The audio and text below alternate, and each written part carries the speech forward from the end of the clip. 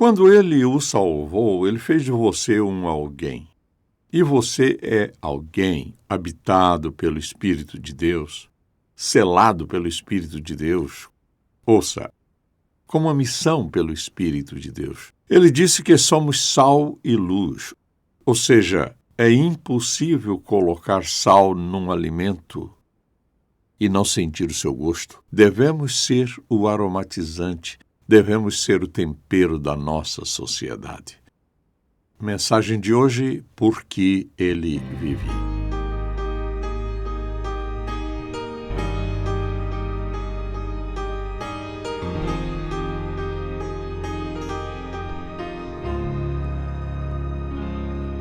It was a long dark night in Jerusalem.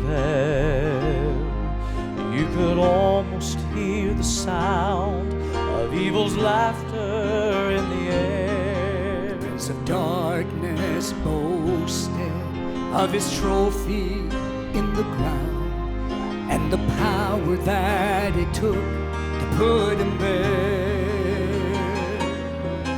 But the Sunday sun came up, showing Jesus was God. There could be no doubt from that moment on.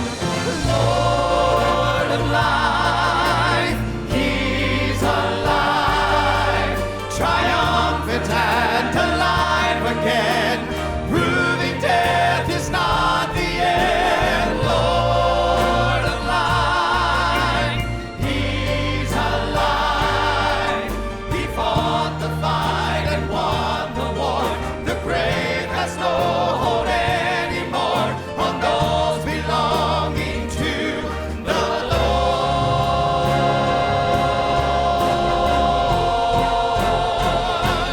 of life.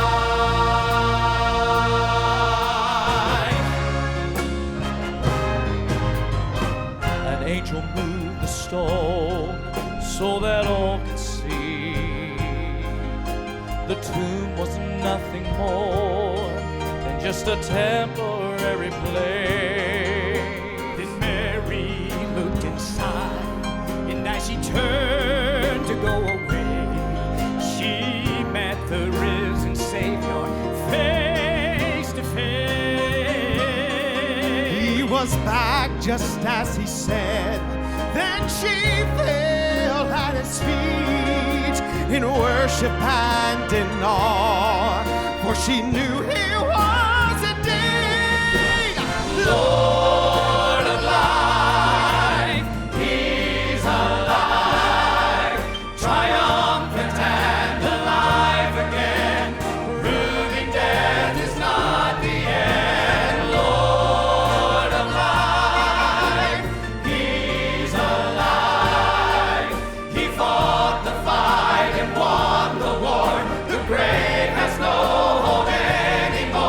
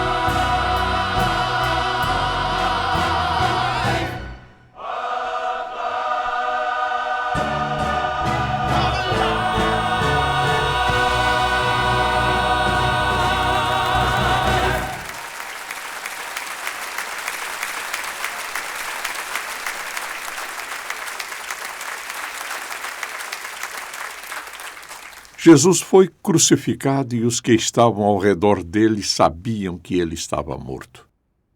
Nenhuma pergunta havia na mente deles. Ninguém esperava que ele se levantasse do túmulo. Ele era um homem morto, crucificado. Então, José, que era um dos membros do conselho, deu o corpo de Jesus e foi dado a ele. Na madrugada de domingo, as senhoras vieram trazendo especiarias e perfumes e assim por diante para embrulhar o corpo dele. Então, qualquer um que falasse em ressurreição era como se dissesse um disparate. Na verdade, é isso que a Bíblia diz. Por exemplo, mas eles não acreditaram nas mulheres. As palavras delas lhes pareciam loucura. Nós vivemos em um mundo onde muitas pessoas ainda pensam hoje que é um absurdo acreditar na ressurreição de Jesus. Porque você e eu ficamos juntos falando acerca de um homem morto. Nós nos reunimos e sabemos em nosso coração que ele está vivendo dentro de cada um de nós. Quero que você procure na Bíblia, se puder, o capítulo 24 de Lucas, começando no primeiro versículo. No primeiro dia da semana, de manhã bem cedo, as mulheres levaram ao sepulcro as especiarias aromáticas que haviam preparado. Encontraram removida a pedra do sepulcro. Mas quando entraram, não encontraram o corpo do Senhor Jesus. Ficaram perplexas, sem saber o que fazer. De repente, 2 homens com roupas que brilhavam como a luz do sol colocaram-se ao lado delas. Eles tinham que ser anjos. Amedrontadas, as mulheres baixaram o rosto para o chão. Por que vocês estão procurando entre os mortos aquele que está vivo? Ele não está aqui. Ressuscitou. Lembrem-se do que ele lhes disse quando estava com vocês na Galileia. É necessário que o Filho do Homem seja entregue nas mãos de homens pecadores, seja crucificado e ressuscite no 3º dia. Pense em quantas vezes ele falou sobre tudo isso. Eles não conseguiram entender essa parte. Eles até poderiam entender a crucificação e não gostavam disso, mas toda a ideia de ressuscitar dos mortos era algo totalmente desconhecido, inacreditável. E mesmo quando o Filho de Deus andava com eles, explicando isso com cuidado, eles não conseguiam acreditar. Então a Escritura diz: então se lembraram das palavras de Jesus. Quando voltaram do sepulcro, elas contaram todas estas coisas aos 11 e a todos os outros. As que contaram estas coisas aos apóstolos eram Maria Madalena, Joana e Maria, mãe de Tiago, e as outras que estavam com elas. Mas eles não acreditaram nas mulheres. As palavras delas lhes pareciam loucura. Eles andaram com ele, o ouviram dizer que ele ressuscitaria. Pedro, todavia, levantou-se e correu ao sepulcro. Abaixando-se, viu as faixas de linho e mais nada. Afastou-se e voltou admirado com o que acontecera. João conta que correu junto com Pedro, o ultrapassou e olhou para dentro do túmulo. Pedro chegou e entrou para descobrir o que havia acontecido. Eu e você podemos fazer a pergunta: então, o que isso significa para mim? Gostaria de perguntar-lhe se você real e verdadeiramente crê que Jesus Cristo, o Filho de Deus, foi sepultado e em seguida saiu do túmulo. A maioria das pessoas ainda não acredita na ressurreição dele. A maioria das pessoas no mundo inteiro realmente não acredita que alguém que foi crucificado e morreu possa voltar a viver, ser visto e ouvido. Mas você e eu acreditamos não apenas porque a palavra de Deus diz que ele ressurgiu, mas porque ele vive dentro do nosso coração. E em nossa vida sentimos a sua presença e poder. Gostaria apenas de perguntar: o que significa pessoalmente para mim o fato de ele estar vivo. Começo dizendo que, se ele está vivo, não temos de viver solitários em nosso coração. Podemos ter a certeza absoluta de que Jesus Cristo está vivo e vivendo dentro de nós. Foi isso que ele prometeu. Ele disse aos seus discípulos, por exemplo, antes de sair para o Getsemane: não os deixarei órfãos, voltarei para vocês. E então ele continuou: o Espírito Santo, a terceira pessoa da Trindade, ele estará com vocês e em vocês. Ele os ajudará a fazer as coisas que devem fazer, pois para isso foram chamados, e eu vou estar lá com vocês. Gostaria que você me respondesse: quem é que pode garantir que você nunca será abandonado? Ninguém. Só o Cristo vivo pode fazer tal promessa. Então, porque ele vive e não está morto, eu e você não temos que viver sozinhos. Ele prometeu que nunca iria nos deixar nem nos desamparar. Esta promessa pertence a cada filho de Deus.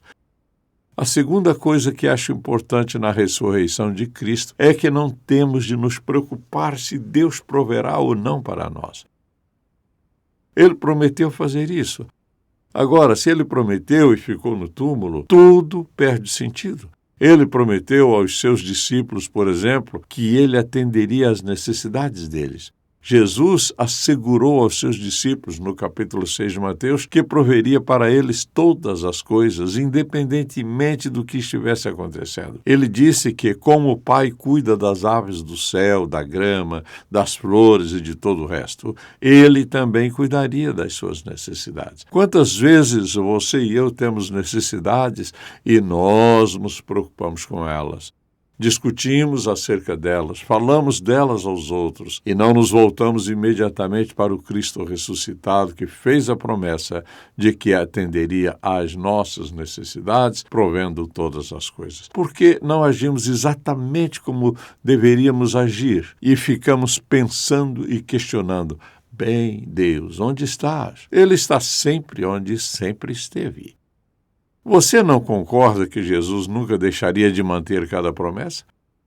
Ele é o Deus que veio em carne humana a fim de se revelar a nós. Portanto, ele não é apenas outro homem fazendo promessas. Ele é o Santo Deus fazendo promessas. Assim, quando penso na própria ideia da ressurreição e no fato de que nele não há nenhuma incerteza, posso descansar. Jesus está vivo, sentado à direita do Pai, pronto para prover tudo o que você e eu necessitamos.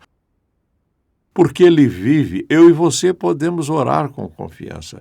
Muita gente ora e diz muitas palavras, mas não ora com confiança. Eles esperam que Deus os escute. Eles esperam que as coisas vão melhorar. Eles esperam, mas não há nenhuma confiança, nenhuma garantia. Uma das minhas passagens favoritas das Escrituras foi escrita pelo apóstolo João. Na sua primeira carta que ele escreveu, essa carta está na parte final da Bíblia. Esta é a confiança que temos ao nos aproximarmos de Deus. Se pedirmos alguma coisa segundo a vontade de Deus, Ele nos ouvirá. E se sabemos que Ele nos ouve em tudo o que pedimos, sabemos que temos o que dele pedimos. Lembre-se do que Jesus prometeu. Ele disse: peçam e lhes será dado. Busquem e encontrarão. Batam e a porta lhes será aberta. Ouça o que ele diz: cada coisa que você e eu pedimos em oração, de acordo com a vontade dele, ele vai conceder. Acho que muitas vezes as pessoas oram sem nenhuma expectativa. Se você ora sem nenhuma expectativa, algo está errado. A sua oração tem uma grande rachadura bem no meio. Precisamos orar com confiança. A única maneira de orarmos com confiança é acreditando que Jesus Cristo foi para a cruz, subiu ao Pai e assentou-se à sua direita, a fim de fazer intercessão por nós. Isto é o que ele diz. Se você não acredita nisso, então a sua oração é inútil. As respostas à nossa oração e a confiança que temos nele se baseiam no fato de que Jesus não foi apenas crucificado, mas que ele ressuscitou dos mortos, foi visto por muitos, ascendeu ao Pai. Ele diz em Hebreus que está sentado à direita do Deus Todo-Poderoso. Isso é quem ele é. Mas se você não acredita nisso, Quando você ora, o que você acha? Muitas pessoas dizem, bem, eu oro e nada acontece.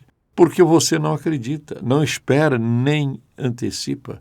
Você busca uma resposta que lhe seja dada pelas boas obras, mas não pelo Cristo vivo. Porque ele vive, tudo é diferente.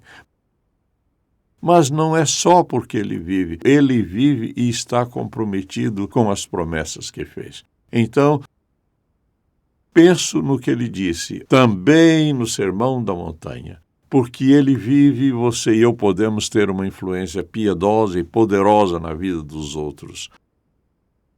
Você vai se lembrar que ele usou um par de ilustrações. Ele disse, por exemplo, vocês são a luz do mundo, seus discípulos. Não se pode esconder uma cidade construída sobre o monte. E também ninguém acende uma candeia e a coloca debaixo de uma vasilha. Ao contrário, coloca no lugar apropriado e assim ilumina a todos os que estão na casa. Escute isso. Assim brilha a luz de vocês diante dos homens. Ouça, para que vejam as suas boas obras e glorifiquem o Pai de vocês, que está nos céus. O que ele está dizendo? Deus quer que vivamos hoje neste mundo muito escuro. Veja isso, Ele quer que vivamos hoje um tipo de vida que ilumine os outros, como luzes. Há pessoas hoje que gostariam de receber a nossa luz. A única coisa em nosso relacionamento com Jesus Cristo que ninguém pode apagar é Cristo vivendo em nós através do Espírito Santo.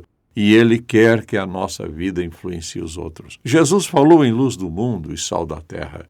E ele disse isso, ouça, não apenas porque ele foi crucificado, mas porque ele foi crucificado e vive dentro de nós. Não é a nossa vida, é a vida dele. A ressurreição de Jesus Cristo tornou tudo isso possível. Então eu penso nisso. Penso no fato de que, porque ele vive, nós experimentamos o Espírito Santo dentro de nós. Quando você confiou em Jesus Cristo como seu Salvador, foi porque o Espírito Santo estava fazendo seu trabalho em sua vida, abrindo os olhos, abrindo os seus ouvidos, abrindo a sua compreensão para entender o que significa a morte vicária de Jesus e a morte dele em seu lugar como seu substituto. Deus colocou sobre Jesus todo o seu pecado e culpa. Ele foi o seu substituto para que você não tivesse que pagar o preço da separação eterna de Deus. E agora, o que ele fez? Ele selou cada um de nós. Quando você confiou em Cristo como seu Salvador, o Espírito Santo não apenas entrou em sua vida, que ele entrou na sua vida para selar você como um filho de Deus. Você pode ser uma daquelas pessoas que dizem, bem, eu fui salvo, mas pequei contra Deus e sei que estou perdido. Você foi salvo, o que significa que você acredita na ressurreição de Jesus Cristo. Você o confessou como seu Salvador pessoal, confessou e se arrependeu de seus pecados. Você, como filho de Deus, confiou nele para salvá-lo. O Espírito de Deus é aquele que entra em sua vida e o sela como um filho de Deus. E ouça, ninguém, sob nenhuma condição, pode quebrar o selo de Deus. Então, se você é uma daquelas pessoas que foram salvas, mas você pensa, não, você não era e agora não é mais, porque o selo de Deus não pode ser quebrado por qualquer coisa. É o Cristo ressuscitado que faz com que a nossa salvação seja segura, tão absolutamente segura, como inquebrável. A salvação que ele adquiriu pela morte dele não é algo pela qual temos que trabalhar a fim de mantê-la. Selada, diz a Bíblia. Bem, até o dia da redenção. Em última instância, até que ele volte, somos selados como filhos de Deus. E porque ele vive, eu sei que isso é verdade. Podemos contar com ele. Não somos salvos por uma temporada. Não estamos salvos se. Nós não estamos salvos quando ou mas. Somos salvos pela graça de Deus, a terceira pessoa da Trindade, nos sela para sempre como um de seus filhos. Porque ele vive, nós podemos enfrentar todos os tipos de amanhãs. Penso nisso nesta luz. E isso é, porque Ele vive, nós podemos estar em paz nos momentos mais difíceis da nossa vida, nos momentos mais difíceis. Ele disse: deixo-lhes a paz, a minha paz lhes dou. Não a dou como o mundo a dá. Não se perturbe o seu coração, nem tenham medo. Que tipo de paz o mundo dá? Algumas pessoas, quando passam por circunstâncias difíceis, elas decidem beber. E pensam que, se beberem o suficiente, vão lançar fora suas dores. Não, não vão. Ou experimentam algum tipo diferente de droga, ou todos os tipos de imoralidade e todos os tipos de situações e circunstâncias. Fazem o seu melhor a fim de esquecer suas adversidades, a fim de superá-las por serem totalmente desagradáveis em sua atitude e comportamento. Quando a Escritura fala de paz, é a paz que Ele dá, que é paz que nos sustenta. Quando você está passando pelos momentos mais difíceis, Ele é a sua âncora. E nada pode separar você de sua âncora, o Senhor Jesus Cristo, porque você se lembra de quem Ele é. Ele é o Deus que veio em carne para revelar o Deus vivo.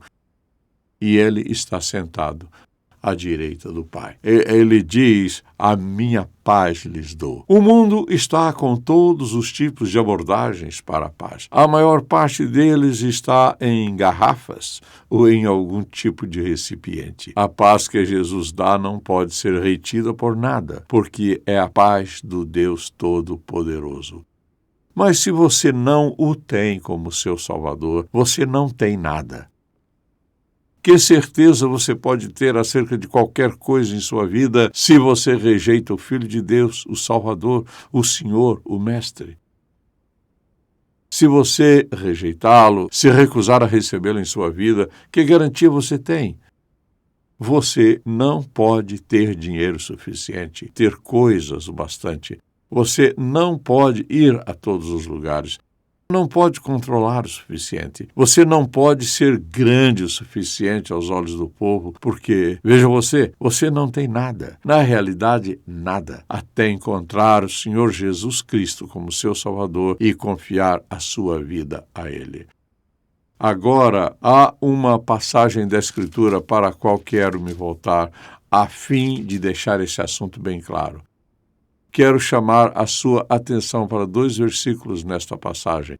Veja o que Paulo diz nestes 2 versículos. Está em Romanos, capítulo 10. Escute isso. Se você confessar com a sua boca que Jesus é Senhor e crer em seu coração que Deus o ressuscitou dentre os mortos, será salvo. O que ele está dizendo é que se você verbalmente dizer o que é verdade em seu coração, creio que Jesus Cristo é o Filho de Deus e acredito que Ele ressuscitou dos mortos. Essas 2 coisas são absolutamente essenciais. Você deve estar disposto a confessá-lo como Senhor e deve estar disposto a acreditar que Jesus Cristo ressuscitou dos mortos. Você acredita nisso? Se você diz, eu não sei nada disso, então você não está salvo. Paulo deixa tudo claro em apenas um versículo. Então ele diz, pois com o coração se crê para a justiça e com a boca se confessa para a salvação. Ele deixou bem claro que a salvação está toda aqui. Ele não disse nada acerca de ir à igreja para ser salvo, embora tenhamos cultos de evangelização. Ele não disse nada acerca das boas obras para ser salvo, porque ele diz, pois vocês são salvos pela graça. Um favor imerecido. Pois vocês são salvos pela graça, por meio da fé. E isso não vem de vocês, é dom de Deus, não por obras para que ninguém se glorie. A nossa salvação está embrulhada em seu incrível amor e poder, não em nossas boas obras, não no que fazemos, não no que dizemos que vamos fazer, mas apenas no fato de que Ele é o Cristo ressuscitado, o Senhor. Você já fez isso? Você já chegou ao ponto em sua vida em que reconheceu que é um pecador, que desobedeceu a Deus, que se rebelou contra Deus, que tinha o seu próprio caminho? Você já fez isso? E em seguida peça perdão a Deus, não de olhar ao redor para ver quão bom você foi. mas olhando para a cruz, reconhecendo que a morte dele não foi simplesmente a morte de um homem, foi uma morte substitutiva. Ele tomou o nosso lugar. Agora, veja isto. Só Deus poderia morrer pelos pecados do mundo inteiro. Só Ele poderia tomar sobre si todos os pecados de toda a humanidade de todos os tempos. Isso foi o que Ele fez. Assim, portanto, a nossa salvação depende de nosso relacionamento com Jesus Cristo, o Filho de Deus, a segunda pessoa da Santíssima Trindade, o Deus vivo que vive dentro de você. Se você quer ir para o céu, há apenas uma rota. E essa é a fé no Senhor Jesus Cristo. A confissão de Jesus como seu Salvador, a certeza de que Ele é o Senhor ressuscitado. E Pai, como te somos gratos para sermos salvos, basta confiar em Ti, confiar no que Jesus fez na cruz, acreditar num túmulo vazio e na garantia incrível de que Teu Filho Jesus é o Deus. Obrigado, em nome de Jesus. Amém. Se você foi abençoado pelo programa de hoje, por favor, visite-nos em ministerioemcontato.com. Ou se você deseja receber uma oração, ligue 0800 891 3597. Dinheiro, relacionamentos, fé, emprego, teologia. Se você tem perguntas difíceis, Dr. Charles Stanley tem respostas bíblicas em seu Manual para a Vida Cristã. Este abrangente manual é a sua fonte de respostas para as questões da vida cristã e da doutrina. Prático, bíblico e fácil de usar, o Manual para a Vida Cristã de Charles F. Stanley é o livro que você vai consultar sempre e sempre. Solicite o Manual para a Vida Cristã no InTouch órgão. But they kept working and working. Up, up, up went the walls. God is so good that He wanted to make a whole universe that would show His goodness. So He did. The waters rose higher and higher, washing away everything but the ark. At night, the tall cloud turned into a glowing, fiery pillar, a massive nightlight. And every evening, God sent flocks Veja of... as histórias de every Deus evening, vindo à tona. God sent- Solicite o livro de histórias do grande amor de Deus.